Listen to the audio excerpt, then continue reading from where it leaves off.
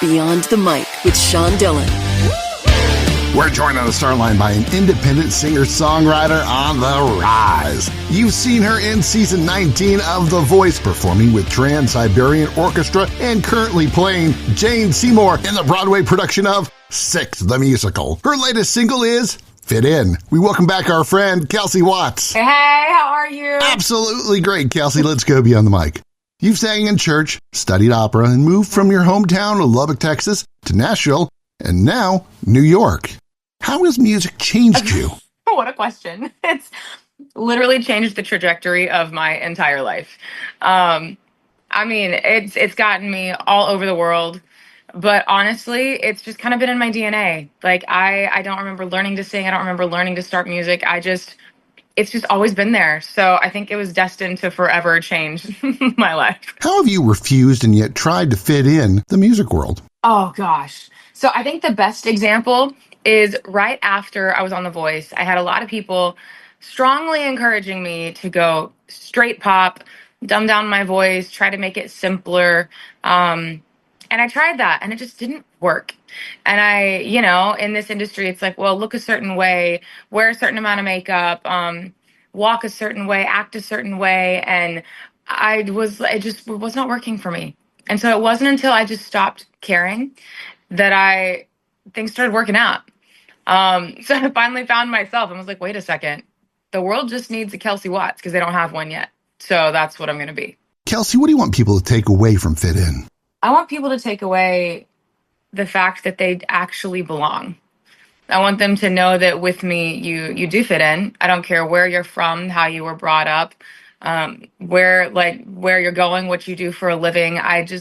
You belong with me because you're loved. And I think it's that simple. Who has helped you making you fit in and don't care about the normal musical path and just doing what makes you feel happy? Yeah. I will say my husband, Brandon, is the one that really encouraged me and continues to do so. There's still so much pressure in this industry, and 9 times out of 10, you fail more than you succeed, which is just the nature of the game. And I get discouraged often. And Brandon is the one, he's like, no, Kels, you're doing you. You were born to do this. This is clearly what you were made to do. It is literally your destiny. So he's been a really big encouragement for any time that I get discouraged to say, nope, this is what you're doing and it doesn't matter what everybody thinks. Kelsie Watts from Six, the Musical joins us beyond the mic. And it's time for the Rocking Aid, Kelsie. You know what this is. It's 8 random questions. Answer with the first thing that comes to your mind. There's no pressure. Cool. You and your husband connected over the Lion King while in South Africa. So I want to know, what's your favorite Disney princess? Oh, favorite Disney princess is the Little Mermaid, Ariel. Your first tattoo was of what and where? The first tattoo was on my left wrist. It's in Hebrew and it says die to self, based on a passage in Galatians. You said in social media you couldn't find good Mexican food in New York. So the best Mexican food in Lubbock was what and where? And what's your typical order? Oh my gosh, Rose's Cafe. It's the best. Their queso's amazing, and a chicken fajita burrito with queso will forever change my life. Instant follow-up time. What would you do if someone brought it to you right now? I would probably cry. If somebody showed up in New York City with just a stack of tortillas from Rose's and a thing of queso, I would probably cry. Last music you purchased was by what artist? Whitney Houston. I want to dance with somebody. If you could record a song with anyone, dead or alive, who would you want recording one recording session with? Ooh, dead or alive, I would have to go with Elvis. That would be iconic. Mm-hmm. That would be truly iconic. He was a legend. Other than Six, which Broadway role would be your dream role? Ooh, recently I've been obsessed with Satine and Moulin Rouge. I just saw the show the other day and I was like, that would be a blast. Or paint me green and put me in Wicked as Elsa. Have you gotten hit by a bicyclist in New York yet? Yesterday. Really? Oh my gosh, almost. Literally yesterday. And I was even walking when it said to walk. And this guy almost hit me. So thankfully I haven't been knocked over, but it was like this close. Yeah. Now, I want to know your favorite Christmas song. I'm slightly mad they put you on TSO East rather than TSO West. Because if you were on TSO West, you could perform with friend of the show, Al Petrelli. I know. I love Al. I know. And then I know the West Coast goes through Texas. And I was like, oh, dang. I know, maybe next time. So what's your favorite Christmas song? Favorite Christmas song ever? It's okay, the California Raisins. Their entire Christmas album is epic. The Santa Claus is coming to town specifically. No one will expect that answer ever. Nope. Nope. Nope, they won't. It's time for the back half with Kelsie Watts Beyond the Mic. Kelsie, what's the power of music to your soul? Oh, wow. The power of music to my soul. It's like a lifeline. It's something that's always been there for me, even whenever I was discouraged or didn't know what to do. Whether that is me just writing or playing the piano or just singing a prayer. It's really has always just been what I do. And I think that it really is just part of my soul, for real. You said recently, quote, happiness is where you are, unquote.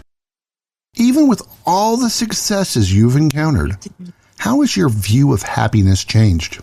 I think to be totally transparent, as an artist, as a musician, as a singer, performer, entertainer, you want to continue to grow and you crave that success as the world sees it. But honestly, I found a lot of happiness just being able to do what I do for a living and to have somebody like my husband who supports me and travels the globe with me and is there like right by my side. So I think my happiness has changed to where I no longer feel like my happiness is determined by what level of success the world sees me have. But it's really just me getting to do what I love every day and then continuing to pursue what I love. What's the one comfort thing you have to have when on the road? This last time when I was traveling with TSO, it was my own pillow. Like on the bus, now the buses are amazing. They're top of the line, they're condo style, so you can sit up in your bunk. You're not like just a little cocoon. And yeah, but having your own pillow, there's just something about it that really makes it way more comfy. Let's talk Broadway. I always like hearing when people find out that you've got the role. Where did you find out that you got the role for Six? So I did not expect Six to be a thing at all. Like truly. Why? Because they'd called me like a couple years prior and like I had been told like they had me come audition. I was then cut. So I really didn't think that it was something that was meant for me. The last time I'd heard from them was over a year prior. They had brought me out to a boot camp in New York City. And so, had really awesome training, was there for about a week and then went home and, didn't really hear from them. So Broadway was way off my radar. So Brandon and I had just bought a house in Nashville. So, 3 days before I get this phone call, literally purchased a home. And we were in Home Depot picking out blinds because, first time home buyers, we don't realize that homes don't come with blinds. and so we were in Home Depot and went in and my manager called me and she FaceTimed me and was like, hey, can I talk to Jane? I said, Melinda, who the heck is Jane? I'm busy. She goes, Jane Seymour. I said, what? And Brandon was next to me and he goes, oh no. And so the poor lady helping us pick out blinds, I was like, I'm gonna need to take a second. Just give me a second. I immediately FaceTimed my parents in Home Depot in Nashville, Tennessee. How long did it take you to compose yourself? I'm pretty good at it, but it took me like a solid 10 minutes to really like get back to business and go pick out blinds again. For someone who may never have seen the show yet, what's it about and what does it mean to you? Yeah, so Six the Musical is basically a pop concert on Broadway. It's about King Henry VIII's ex-wives. So if you know anything about King Henry VIII, he was a heck of a tyrant and went through 6 wives and they were either divorced, beheaded, or died. And so the whole show is the 6 of us competing to see which wife had the worst life. Which one of us had the hardest time with King Henry. And there's a really cool ending, but each one of us are kind of based off of a different pop star. So, one of us is based on Beyonce, another one Celine, another one Britney Spears. So you get to really embody this. You're on microphones, there's a live band, you have in-ear monitors. We never leave the stage for more than like 5 seconds. So we're on the whole hour and a half the whole time. It's insane. But it's such a cool show, and especially for me to have a Broadway debut going into a musical that's literally like a pop concert on Broadway is the most perfect scenario. It's so much fun. Everybody's amazing. Um, it's truly like it's a dream come true. I never thought that something like this would be a thing for me, and so I'm just like in awe every day. So which of the six sisters are you closest with? I would say Cleves. My friend Crystal, she plays the red one, Anna of Cleves. But she's hilarious. But I mean, we're also kind of like paired up a lot in the show, so we there are a lot of like moments that we have. But I mean, she's just awesome. We just clicked.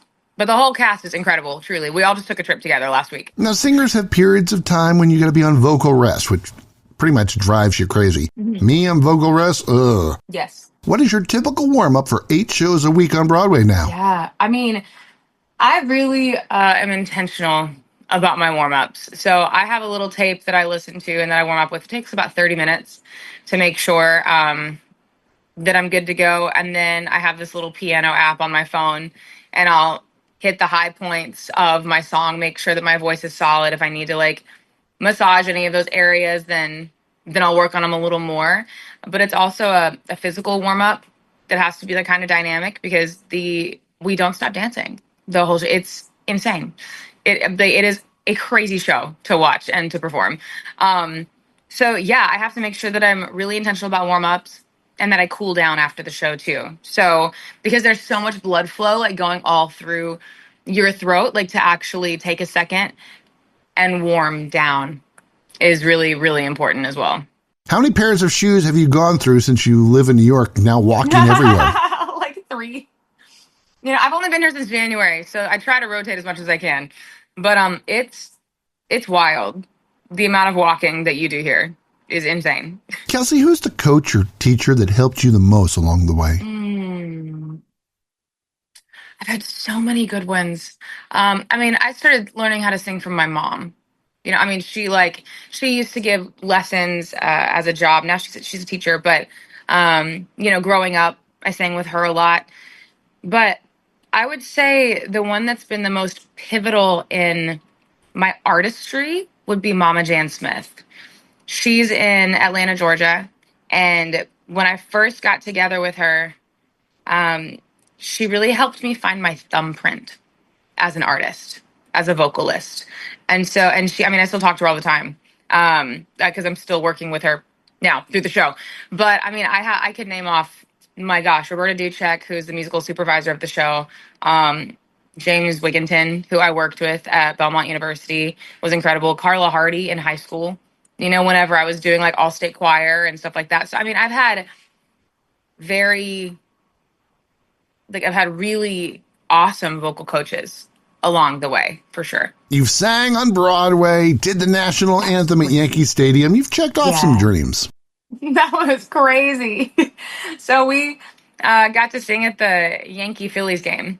And funny enough, one of our girls, Gianna, who plays Bolin, she's a huge Phillies fan. So that was really funny.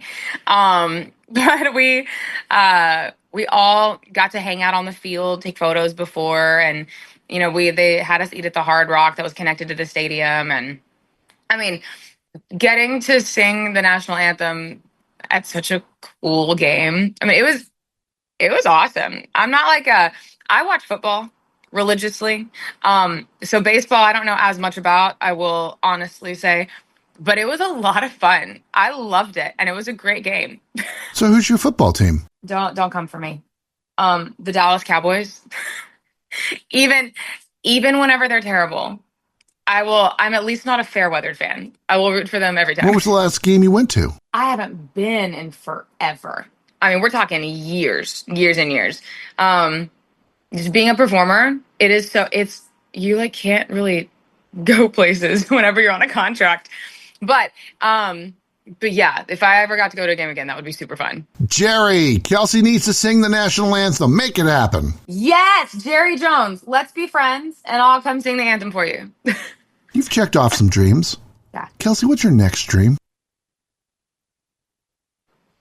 I would love to go on my own tour, like as just Kelsie Watts. Eventually, I want to sell out arenas and stadiums and, be able to give other artists the opportunity to grow and have visibility. And, I think it's all about the team that you build around yourself and the people that you bring with you. And so there's a lot that I would love to do. But I would also love to originate a role on Broadway. So that's definitely a next thing that I think would be really cool, do television, film. So there's a lot that I have dreams for and that are happening. So fingers crossed they all come to fruition. Let's talk family. What's the best lesson you've gotten from your mom? Hmm.